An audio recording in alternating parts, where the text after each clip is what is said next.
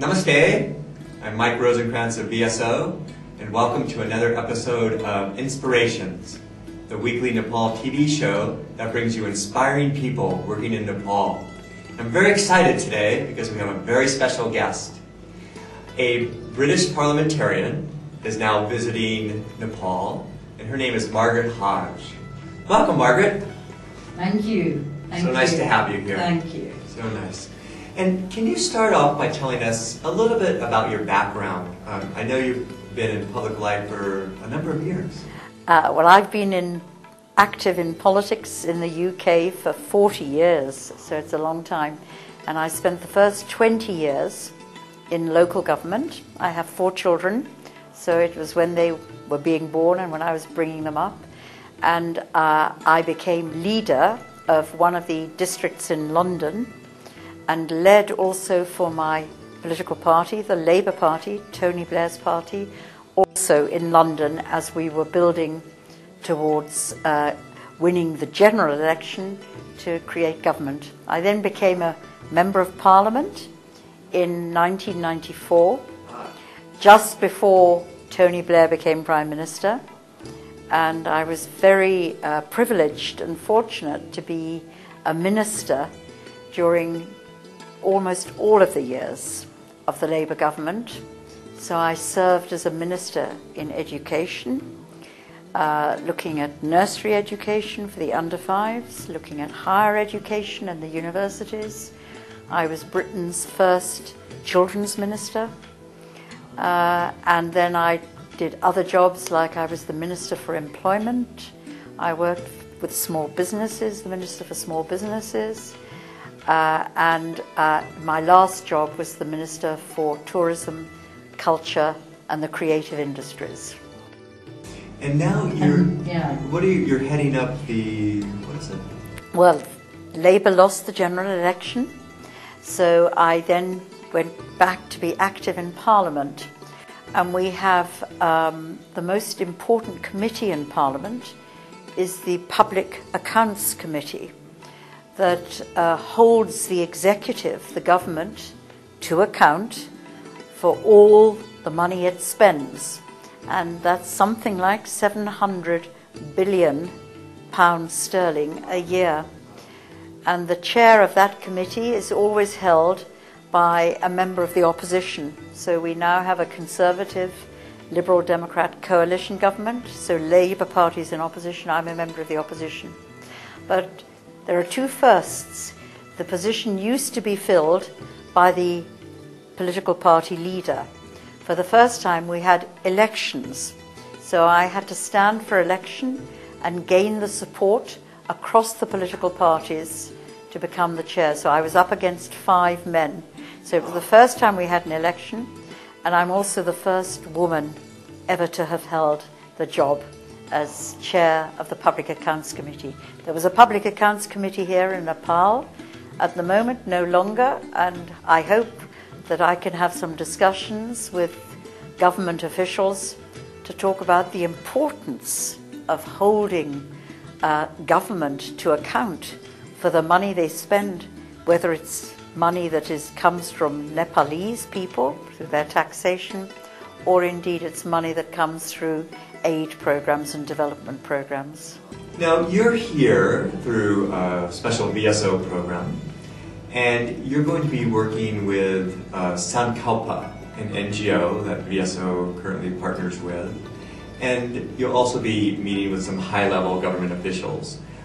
So just talk a little bit about what your schedule will be like over the next week or so. Well, I've already had the most fascinating time and met some absolutely stunningly wonderful, inspiring women who you should interview on your program, in future program, who hopefully by talking with them and showing them the opportunities that I've had in my life, they will feel the confidence, a lot of it is about confidence, that they too can succeed. So I went to a village about a couple of hours from the capital, and we talked to the paralegal committee there, with a group of women, and also a women's cooperative in a village with perhaps 2,000 households and 500 women who are in membership of the cooperatives, so they already have a good reach. And we talked both about educational opportunities for women. We certainly talked about violence against women, and we talked about women's representations. And at the moment, the position is that the man who is alleged to have been the perpetrator is named, but the woman who is the alleged victim is anonymous.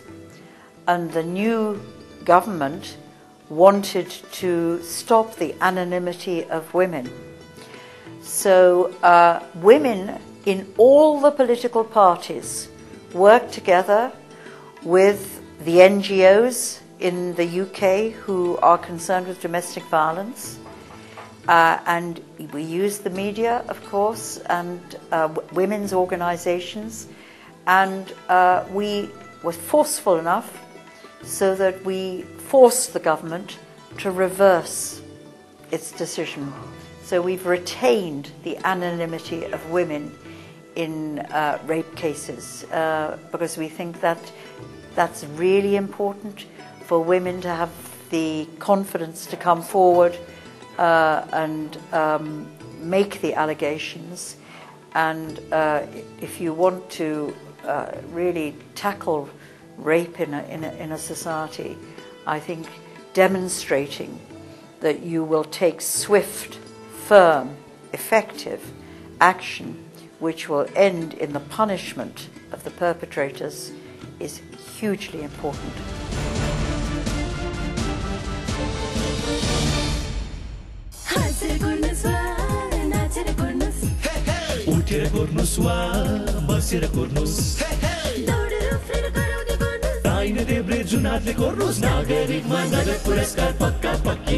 Coupon जसरी scratch गरे पनि नागरिकका हरेक वार्षिक ग्राहकलाई हजारौंको नगद पुरस्कार पर्ने पक्का पक्की छ।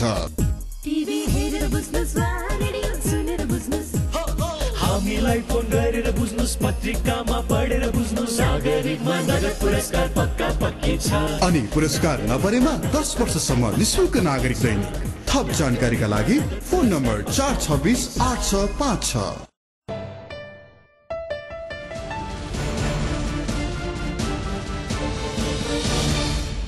You know, people may think, I mean, you know, UK, America, whatever is so far away, but the lessons are very relevant.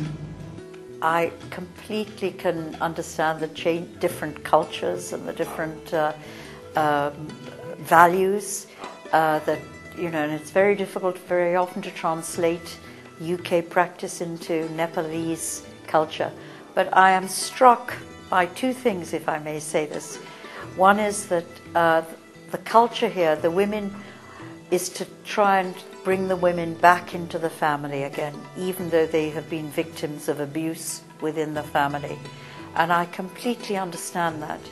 But I have some concerns and would like just to share it with your viewers. Yeah, please.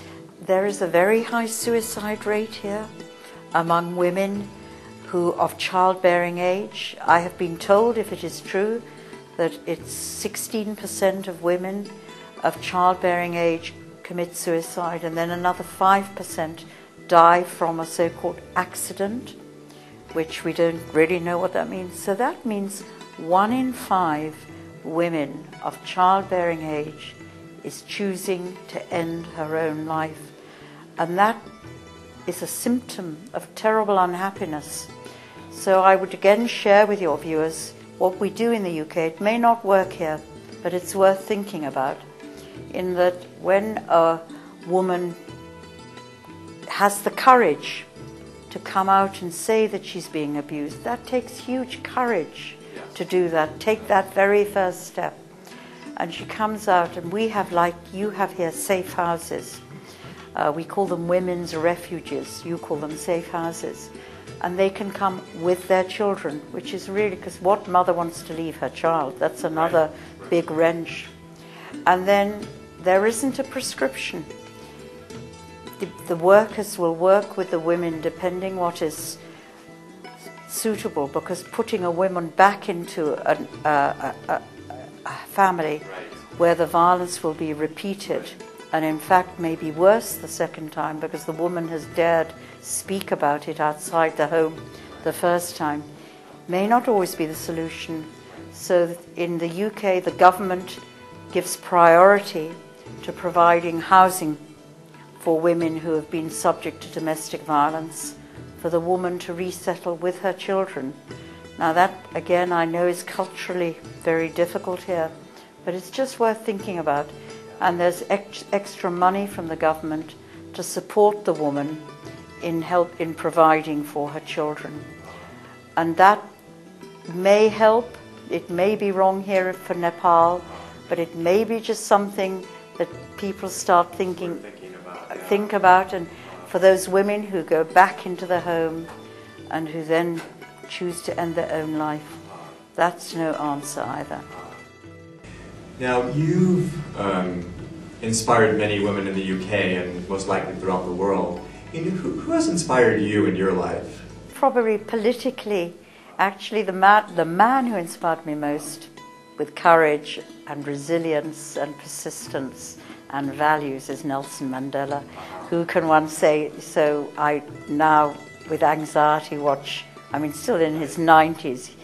But in UK politics, there have been some very brilliant. There's a woman called Barbara Castle, who was a Labour minister in the 1960s. And she was somebody I looked up to. She was a very feisty, strong woman. And she fought very hard for equal pay for women. Now, we still haven't achieved it today. This is 50 years on.